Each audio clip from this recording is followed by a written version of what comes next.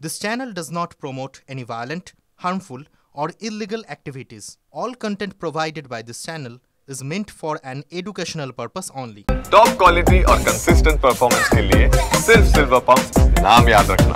রাজ্যের বিভিন্ন প্রান্তে সরব হচ্ছেন সংখ্যালঘু নেতারা, যেখানে দেখা যাচ্ছে যে শাসক দলের যারা সংখ্যালঘু আছে তারাই কিন্তু শাসক দলের বিরুদ্ধেই কথা বলছেন এবং এমনও মন্তব্য করছেন ছাগলের তৃতীয় সন্তান। এবং বিজেপি রিসেন্টলি যিনি শ্রমিক ভট্টাচার্য সভাপতি হয়েছেন তিনি যেটা বলছেন যে মারছে মুসলমান মরছে মুসলমান।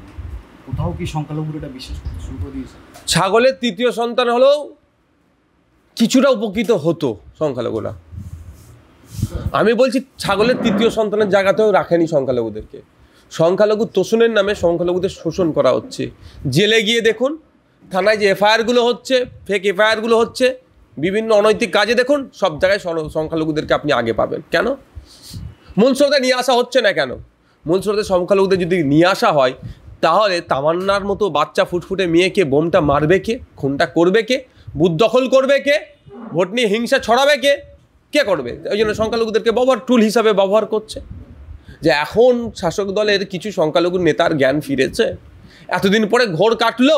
আমরা দীর্ঘদিন ধরে বলে আসছি এই তৃণমূল সরকার সংখ্যালঘুদেরকে শুধু ভোট ব্যাংক হিসাবে ব্যবহার করা হচ্ছে, ভোটার হিসাবে ধরছে, মানুষ হিসাবে ট্রিট করেনি।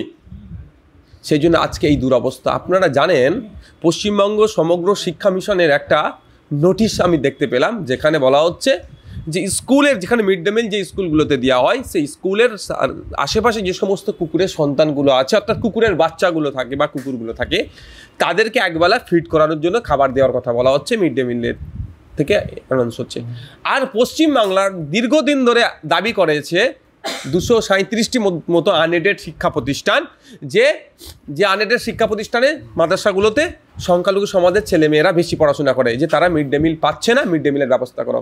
তাহলে এটা থেকে বোঝা যাচ্ছে যে পশ্চিমবাংলায় কুকুরের সন্তানের থেকেও মুসলমানদের সন্তানদের দুরবস্থা বেশি। কুকুরের সন্তানের জন্য মিড ডে মিলের অ্যারেঞ্জ করতে বললেও স্টেটের যিনি ওই ডাইরেক্টর মিড ডে মিল সংক্রান্ত বিষয় যেটা দেখছেন, কুকুরের সন্তানদের জন্য মিড ডে মিলের ব্যবস্থা করতে বললেও মুসলমানদের সন্তানদের জন্য দীর্ঘদিনে যেটা দাবি, তাদের যারা পড়াশোনা করছে আনএডেড মাদ্রাসাতে, তাদের মিড ডে মিলের ব্যবস্থা করার কোনো ব্যবস্থা হচ্ছে না। মানে এটা বোঝাই যাচ্ছে। তো আমি বারবার আমরা বলে এসেছি, আমি আবারও বলছি, শুধুমাত্র বিজেপির জুজু দেখিয়ে সংখ্যালঘুদের ভোট নেওয়া হচ্ছে।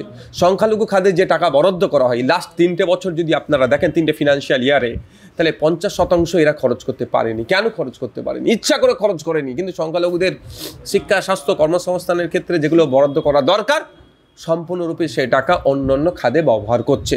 এভাবে সংখ্যালঘুদেরকে ডেপ্রাইভ করছে, আর ভোটের সময় বিজেপির একটু জুজু দেখিয়ে দিচ্ছে।